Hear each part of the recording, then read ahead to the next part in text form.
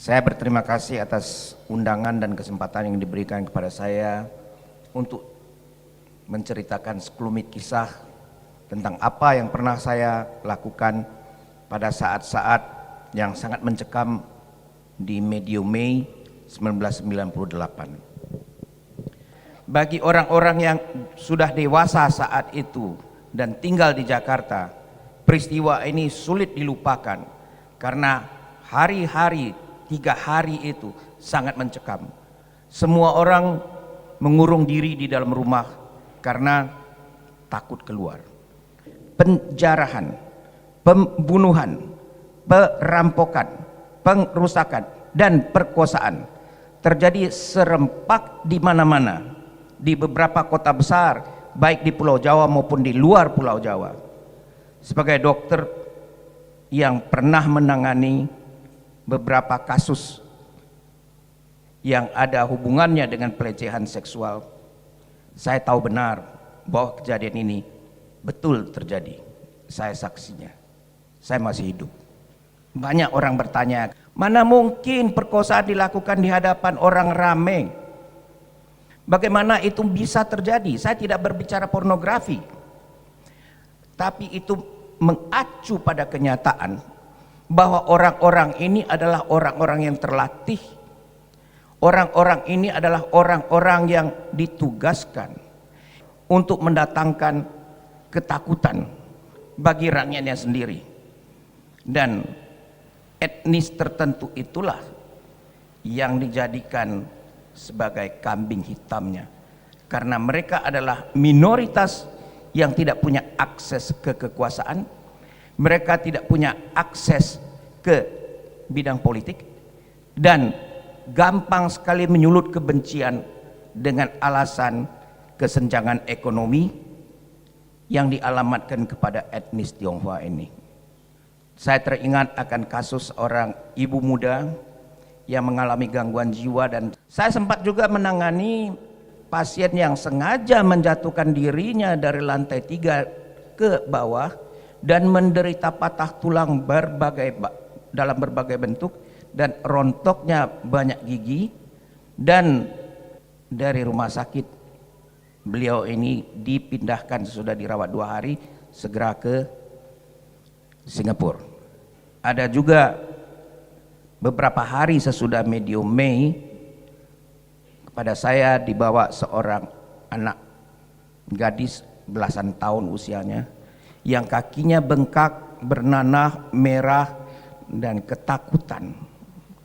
Itu diambil dari Jembatan 5. Ada sekelompok orang menyerang dengan menggunakan kata-kata yang kasar dan arahannya adalah kekerasan seksual.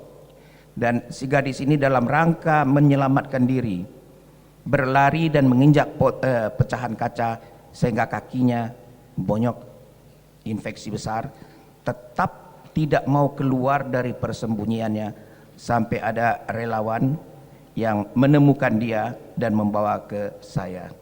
Saya waktu itu tergabung dengan tim relawan untuk kemanusiaan juga. Saya adalah anggota Suara Ibu Peduli dan anggota dari Kalyana Mitra. Mengapa ini terjadi dan apa kaitannya dengan situasi saat itu? Ibu kota negara seperti Jakarta dalam tempo 3 hari kosong kekuasaan. Tidak ada yang berwenang, negara tidak hadir di Jakarta pada saat itu dan di beberapa kota besar lainnya baik di Jawa maupun di Sumatera. Seolah-olah kebiadaban ini dibiarkan terjadi. Saya tidak mau mengatakan bahwa seluruh korban adalah dari etnis Tionghoa. No. Kalau kita lihat apa yang terjadi di Klender, itu banyak loh orang-orang yang saya tidak senang menggunakan istilah pribumi dan non pribumi. Saya adalah orang yang banyak sekali berkeliaran di daerah-daerah terpencil. Di sana tidak laku tuh istilah pribumi non pribumi. Di kita di sini yang banyak. Nah, terutama mereka-mereka itu sudah mereka dari golongan ekonomi lemah, dicaci maki dan dihina pula dengan satu sebutan penjara. Saya bekerja di rumah sakit Husada. Saya banyak mendengar cerita dari suster-suster rumah sakit Husada pada saat itu. Mereka yang mau pulang, mereka yang kebetulan ada di jalan, ketika bertemu dengan kelompok-kelompok geng-geng itu, mereka ditanyakan tentang suku mereka. Lihat di toko-toko, di rumah-rumah,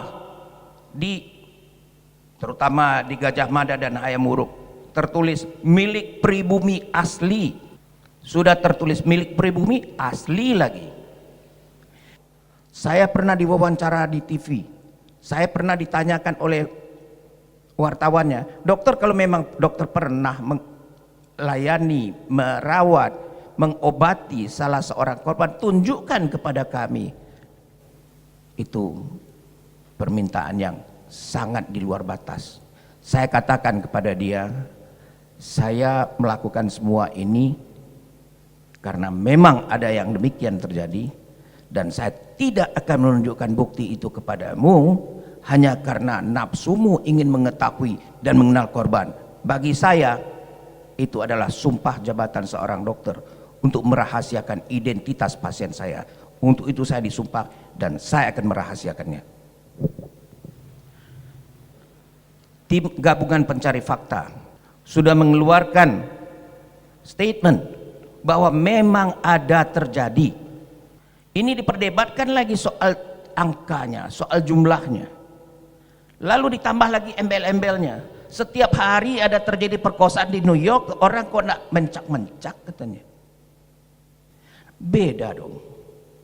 Beda antara kriminal di satu pihak dan politik di lain pihak.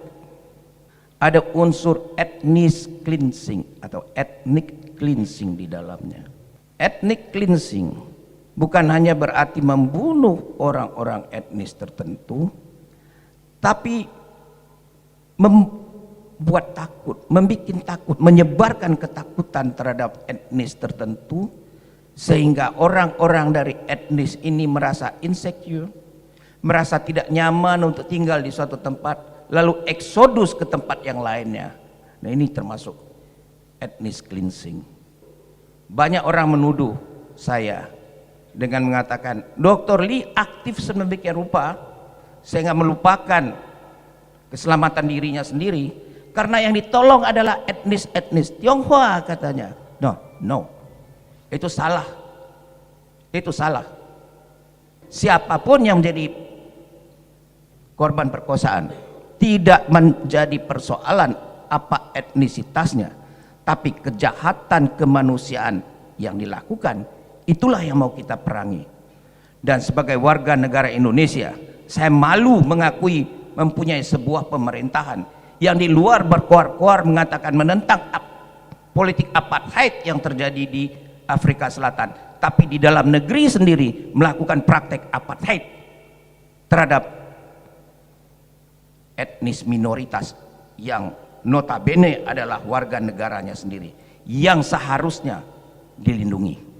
Dan tugas kita ke depan adalah jangan sampai ini terulang.